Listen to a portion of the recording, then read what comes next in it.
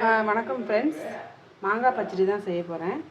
அதுக்கு ஒரு பெரிய மாங்காய் ஒன்று கட் பண்ணி எடுத்து வச்சுருக்கேன்.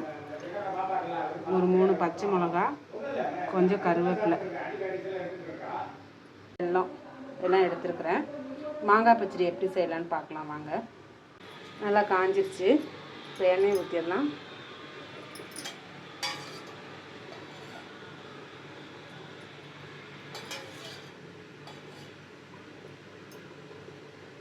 ஒரு கரண்டி 3 குழி கரண்டி எண்ணெய் ஊற்றுறேன். சின்ன கரண்டியால் 3 கரண்டி நல்லெண்ணெய் ஊற்றிக்கலாம். கடுகு போட்டாச்சு. இப்போ வெந்தயத்தை போட்டுடலாம். நல்லா வெடிக்கணும். கடுகு நல்லா வெடிக்கணும். பச்சை மிளகாயை சேர்த்துடலாம். கட் பண்ணி வச்சுருக்கிற மாங்காயை சேர்த்துடலாம்.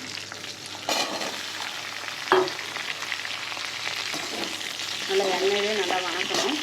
நல்லா வணங்கி வரணும். 2 கல் உப்பு சேர்த்துக்கலாம். மஞ்சள் பொடியை சேர்த்துடலாம்.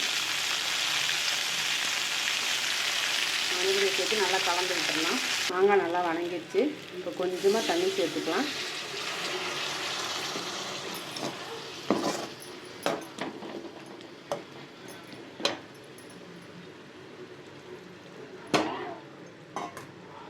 ஒரு 10 மினிட்ஸ் மூடி வச்சிடலாம். மாங்காய் நல்லா வேகணுங்க, அதுக்காக தண்ணி ஊற்றிருக்கேன். ஒரு 10 மினிட்ஸ் ஆனால் நல்லா வெந்துடும். சிம்மில் வச்சு மூடி வச்சிடலாம். மாங்காய் நல்லா வெந்துருச்சு. இங்கே பாருங்கள், இந்த தோல் கலர் மாறி இருக்குது பாருங்கள். தோலோட கலரே மாறி போயிருக்கு பார்த்தீங்களா. நல்லா வெந்துருச்சு. நம்ம இந்த ஸ்டேஜில் வெல்லத்தை சேர்த்துடலாம். அதான் எனக்கு பார்த்திங்கன்னா அந்த சரிக்கு சரி போடணும். ஒரு மாங்காய் எடுக்கிறீங்கன்னா அந்த ஒரு மாங்காய் 1 கப்புக்கு வருதுன்னா அதே 1 கப்புக்கு வெல்லம் சேர்த்துக்கணும்.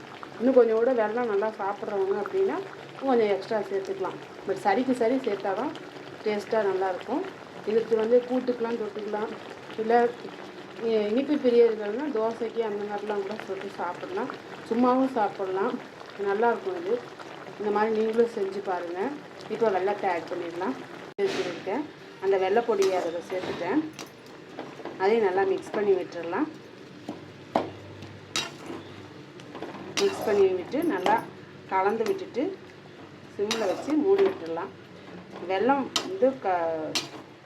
வெந்ததுக்கப்புறம் தான் வெல்லம் போடணும். வெல்லம் போட்டால் வேகாது.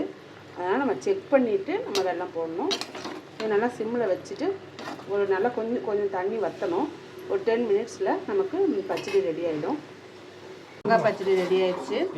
இந்த மாதிரி நீங்களும் நல்லா செஞ்சு பாருங்கள்.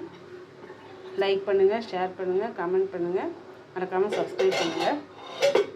அதான் ஒரு கிளிமூக்கு மாங்காய் எடுக்கிறீங்கன்னா 1 கப்புக்கு வருதுன்னா அந்த சரிக்கு சரி எடுத்துக்கோங்க. இல்லை வெல்லம் உங்களுக்கு கம்மியாக வேணும்னா அதில் முக்கால் வாசி எடுத்துக்கோங்க.